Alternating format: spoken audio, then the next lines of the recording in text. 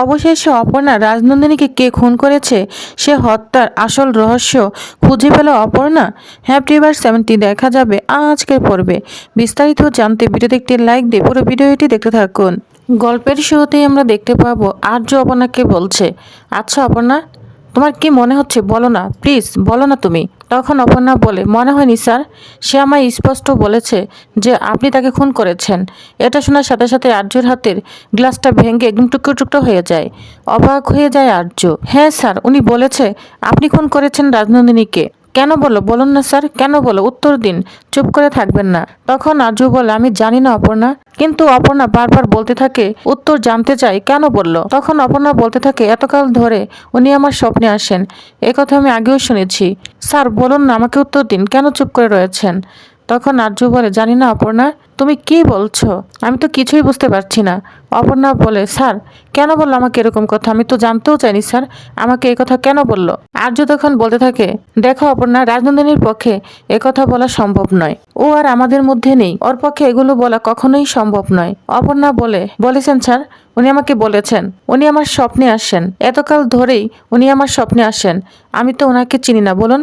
কিন্তু আজকে ওই ঘরে, তারপরে অপর্ণা জোর করতে থাকে আর্যকে, কিন্তু আর্য কি বলবে কিছুই বুঝতে পারে না।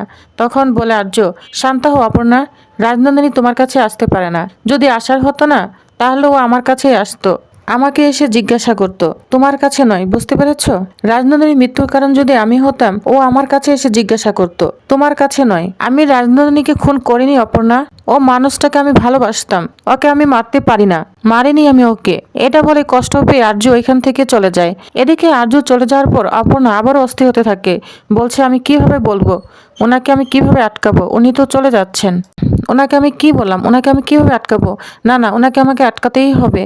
এই বলে চলে যাবে অপর্ণা আর্যকে আটকাতে। তখন ওইখানে রাজনন্দিনী চলে আসে।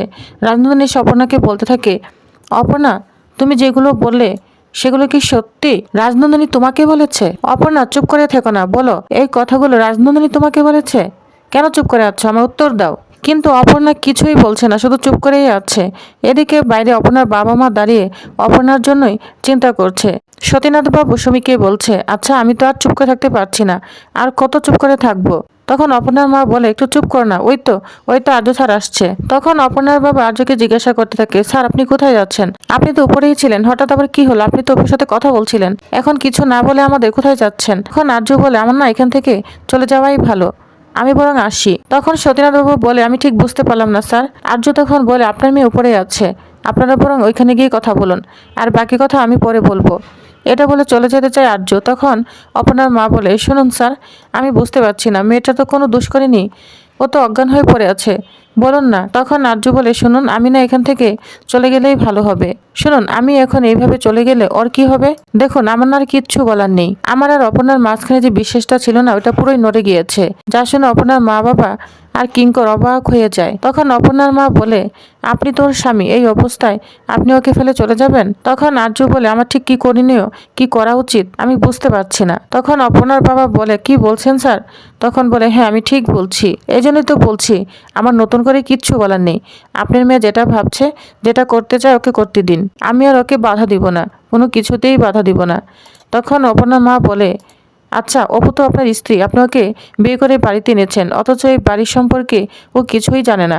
এখানে এসে যা হচ্ছে, যা অসুবিধা হচ্ছে সে তো আপনাকেই বলবে, বলুন। তখন আর্য বলে, আমি বলছি না, আমার আর কোনো বলার কোনো জায়গা নেই, আর মুখ নেই। শুধুমাত্র আপনার মেয়ে যে আমাকে বিশ্বাস করছে না এমনটা নয়, ও মনে করে যে আমি আমার প্রাক্তন স্ত্রীকে। তখনই ওইখানে অর্ক চলে আসে, বলছে, দাদা দাদা বলে বুকে জড়িয়ে ধরে, বলছে, দাদা তুমি কোথায় বের হচ্ছ, তুমি কোথাও যাবে না। এই বলে বুকে জড়িয়ে ধরে কান্না করতে থাকে অর্ক। তখন আর্য বলে, শান্ত হও, আমি কোথাও যাব না, তুমি এসব নিয়ে চিন্তা করো না। তখন অপর্ণার মা বলতে থাকে, স্যার আমি তো কিচ্ছু বুঝতে পারছি না, আমি হাত জোর করে রিকোয়েস্ট করছি, আপনি যাবেন না এভাবে স্যার, ও যদি কোনো দোষ করে থাকে না তাহলে ওকে ক্ষমা করে দিন।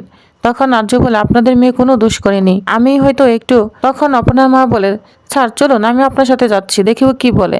আর্য তখন বলতে থাকে, শুনুন, আমি ওর সঙ্গে কথা বলেছি, আমার আর কোনো বলার ভাষা নেই। তখন এখানে মানছি চলে আসে। তখন মানছি বলে, কি ব্যাপার আর্যদা, অপর্ণার কি হয়েছে, অপর্ণা এরকম করছে কেন, আর অপর্ণার বদ্ধরুমে কেন গিয়েছিল? তখন আর্য বলে, শোনো মানছি, আমি কিচ্ছু জানি না, আমাকে এসব জিজ্ঞাসা করবে না, বুঝতে পেরেছ? এটা বলে রাগ হতে থাকে আর্য। আর তখন অপর্ণার মা বাবা আর্যকে বুঝিয়ে উপরের রুমে পাঠিয়ে দেয়। তখন আর্য যেতে থাকে। এদিকে রাজনন্দিনী বারবার শুধু অপর্ণাকে বলছে, বলো না মা, ও তোমাকে নিজে বলেছে আর্য খুন করেছে, যাকে আমি এতদিন ভালোবেসেছি, নিজের ছেলে জায়গায় জায়গা দিয়েছি, ও খুন করেছে।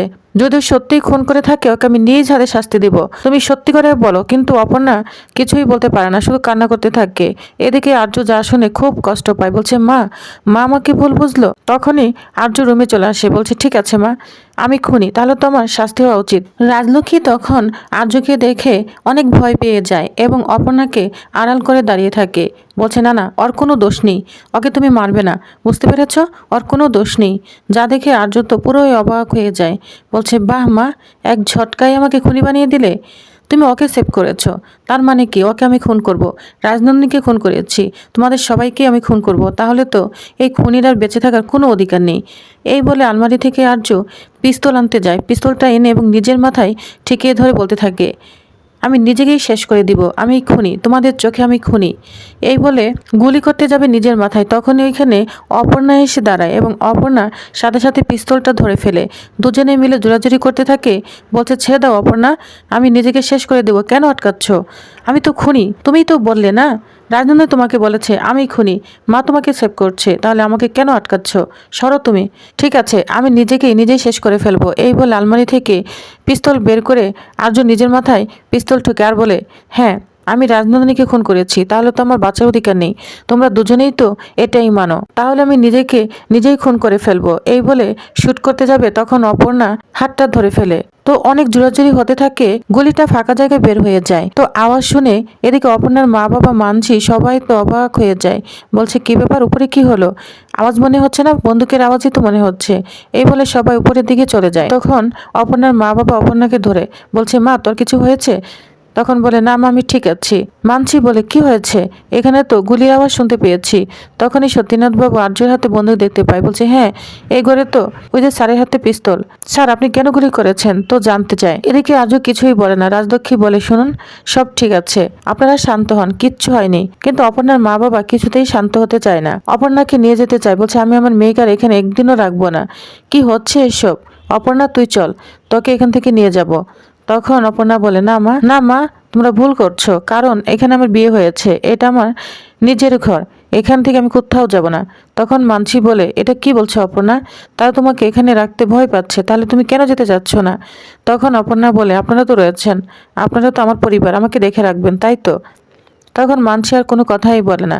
রাজলক্ষ্মী বলে, শুনুন অপর্ণা তো ঠিকই বলেছে, আমরা আছি তো, সবাই আমরা অপর্ণাকে দেখে রাখবো, কোনো চিন্তা করবেন না। তখন অপর্ণা বলে, মা বাবা তোমরা চলে যাও, আমি নিজেকে ঠিক সামলে নিব।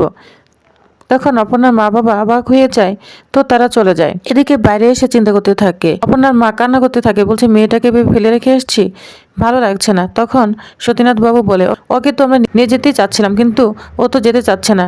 তাছাড়া এটাও তো মানতে হবে, ও এখন এবারের বউ, ও না যেতে চাইলে আমরা তো বাধ্য করতে পারি না, তাই না?